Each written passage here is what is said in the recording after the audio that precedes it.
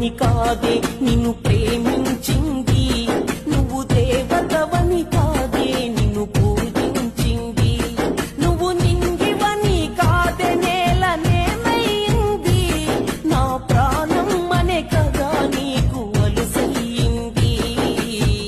రాతలో లేని రాదమ్మ చెప్పలేను